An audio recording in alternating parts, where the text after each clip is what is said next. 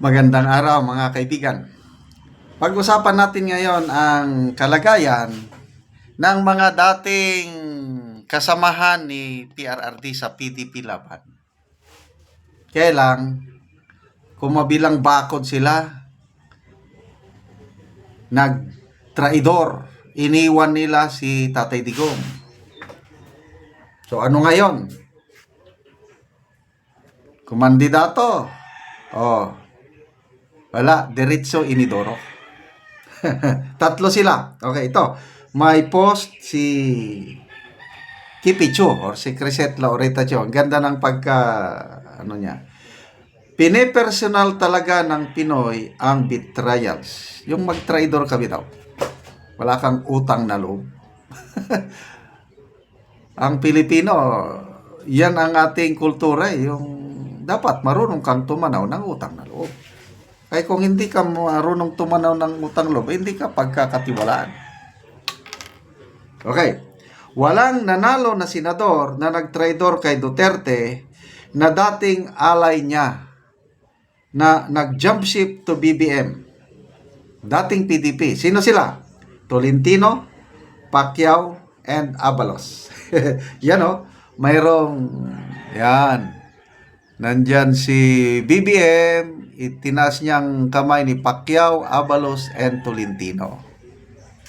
Bumalimbing eh. All have been PDP laban at some point in their careers. Manny was even PDP national party leader. Abalos was PDP laban until 2023. Tolentino was PDP laban until 2024. Excuse me.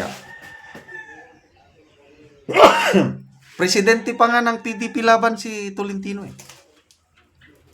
So, nung nakita nila siguro na wala na, parang laos na si Tatay Digong.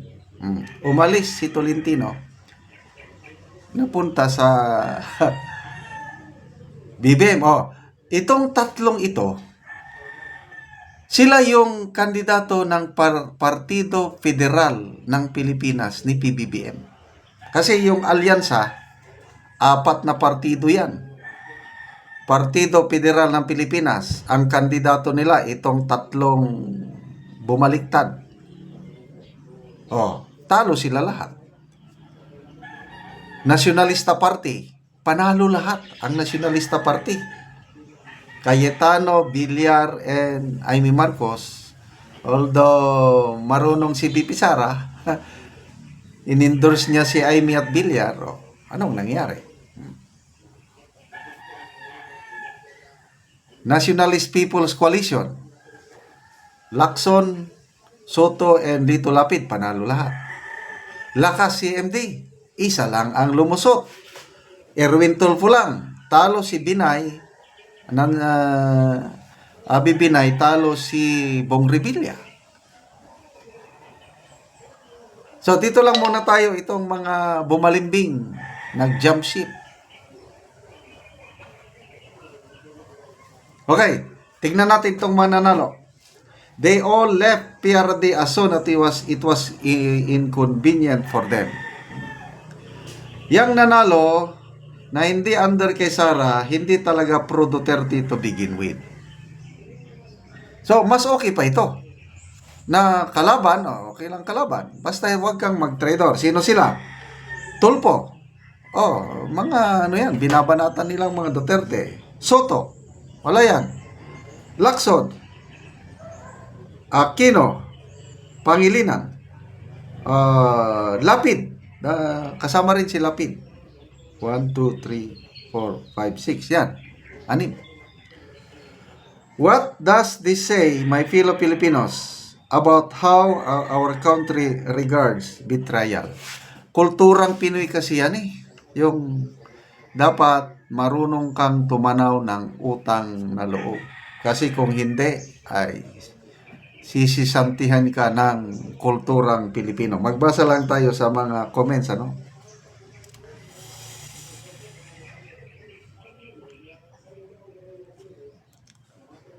Bernadette Gumpal, people are watching. Kaya mag-isip na sila sa impeachment ni BP Sara kung saan sila kakampi. Dahil hindi makalimot ang tao kahit magpabaha sila ng ayuda, political career nila ang nakasalalay. Correct. Itong election na ito is sobrang baha ang ayuda but hindi nag-work. Tingnan mo, isa lang ang nanalo sa lineup ng lakas CMD ni Martin Romualdez. Di ba nangampanya pa si Martin Romualdez? Kinausap niya ang kanyang mga kongresista, meeting sila. Straight alyansa tayo. Ito yung pinaka-the best natin. Suportahan natin ang Pangulo. Kampanya siya. Pangulo, nangampanya rin siya. Let's vote for Alyansa for a brighter future. O, ano ngayon? 5 lang ang lumusot sa kanila. Minus Pia Cayetano pa. Dahil, ulitin ko, ang loyalty is nasa partido, hindi yung alyansa. Yung alyansa, temporary alliance lang itong midterm election. Ang loyalty ni Pia Cayetano is the Nacionalista Party ng mga Bilyar. Okay? Margaret Tagalog, Merese. Yan, Cha Bohol, sabi, grabe pa ang ads niyang Abalos and Tolentino. Yes! Palagi kong nakikita tarpaulin anywhere na magpunta ako. Grabe, Tolentino and Abalos. Ganon din, Manny Pacquiao. Silang tatlo, gumastos ng grabe. Limpak-limpak. Anong nangyari? Wala rin. Kaya, wais na ngayon ang mga Pilipino. Lalo na ito, age of social media. Tignan nyo sa Cebu. Nagpunta pa ang Pangulo doon. Nagbenta pa ng tig 20 pesos per kilong bigas. Anong nangyari? Laking lamang ni Pampari 4, halos 300,000 votes. Kaya mag-iba na ang leadership sa Cebu. At ito, napakagandang pangyayari. Nakikita ko na 2028, talagang BP Sara, president na. Kung ano ang nangyari sa US noon, grabe nilang persecution kay Donald Trump. Kaliwat kanan, kaso, assassination attempt. Voters ng Amerikano. Kung sino yung inaapi, doon sila. Return to power, Donald Trump. So ito rin, nakikita ko, the same thing will happen. Babalik ang mga Duterte sa Malacanang. Salamat sa mga nagmamahal sa mga Duterte. Okay, mga kaibigan, salamat sa inyong pagsubaybay sa ating channel. Nakakatulong kayo ng malaki sa Tribong Talaandig. Ang sweldo natin sa channel na ito is pantulong sa tribo. Namimigay tayo ng libreng yero at pako para maayos, ma-repair ang sira-sirang bahay ng Tribong Talandig. Namimigay din tayo ng livelihood assistance, nagpapatanim ng saging lakatan. Kung may tinanim, may aanihin. Panorin nyo ang video na ito. Anak ko saging ni Manoy, og nag-abono siya. Unsa man naman yung abono? Kuan. Dopos, Nopos o kuan. complete, Complete. ammonium, Ammonium. May akong gi kuan diri. abono. Abono. Para dali ra mangunod. Pila gani ni Manoy kapunuan nimong saging? 210 ni. 210. 210. Kining So, akong kuan diri. So maayo gid Manoy. Maayo gid Manoy ang tubo sa imong saging lakatan. So 210 tanan.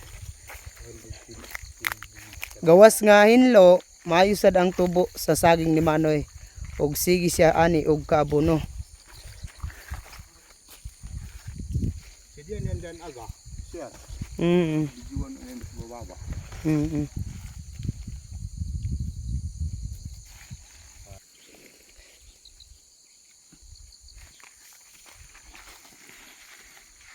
Og karon Manoy, manang unsa inyong maistorya bahin sa padayon sa pagpananom og sa pagsuporta sa abono?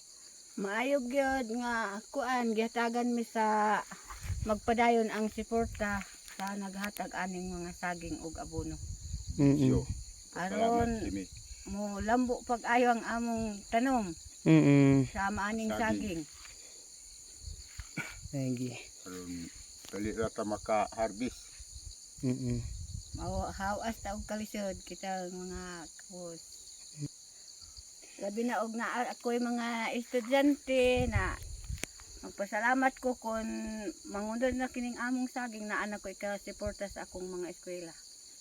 Oo. Kung di mi way among suporta nga saging, kining akong bana di na maganta pagtrabaho kay Ginoo. Oo, salamat kay Manang. Umuuna ni ang makita saging ni Manoy sa iyang area sa Mount Kitang